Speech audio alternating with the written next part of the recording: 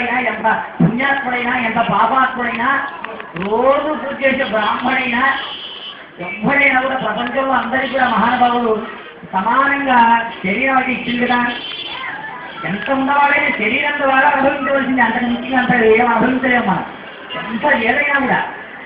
మరి ఆ శరీరము మంచిగున్నప్పుడే కాస్త మంచిగా పూజలు చేసుకోవాలి. పూజలు చేసేది ఎప్పుడో ముసలి వయస్సులో కాదు, యుక్త వయస్సులోనే. డబ్బులు సంపాదిస్తాం అప్పుడే సంపాదిస్తాం, తర్వాత ముసలి సంపాదించగలుగుతున్నా.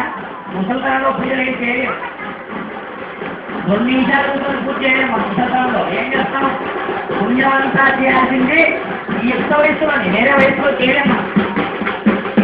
అట్లా మనకు చేతులు కాలకముందే మనం ఉన్నది చేసుకోవచ్చు.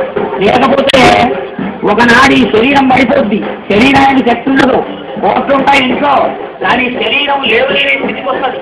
నీవు వేసుకునేటువంటి ట్యాబ్లెట్స్ అవి ఏమాత్రం నీ శరీరానికి సైడ్ ఎఫెక్ట్ చేస్తాయి తప్ప నీ శరీరాన్ని ఆ ఈశ్వరుడు ఎంత బలంగా అయితే పుట్టించాడో, పుట్టుకలో ఎంత బలం అయితే ఉందో అంత బలంగా నిన్ను ఏ మెడిసిన్ తయారు చేయలేదు.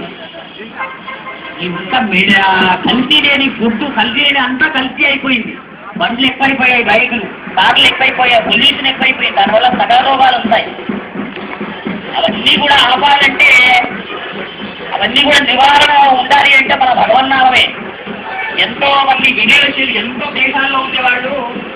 నేను మన కాశీలో, ఆ కాశీలో ఎంతో మన యొక్క రూపేఖల నుంచి, మన యొక్క విభూతి నుంచి, మన వాళ్ళ పోషిస్తారు. కానీ శక్తి అని కొంటాయి. ఆ కాశీలో ఎంతో మంది మనం వాళ్ళ యొక్క కట్టుబాటు, మరి వాళ్ళ యొక్క నా యొక్క కనిపించేటువంటి గుర్తులు వేయడం అవి మనం దానికి అట్రాక్ట్ అవుతుంది. కానీ మా దేశంలో ఏం లేదు, ఇంకా గొప్పతనం లేదు. తల్లిని గౌరవించేటువంటి సంస్కారం మా దగ్గర లేదు. ఆయన ప్రదేశాన్ని ఇచ్చుకునేటువంటి సంస్కారం మాకు లేదు. ఎంతో మంది తప్ప ఏ జన్మ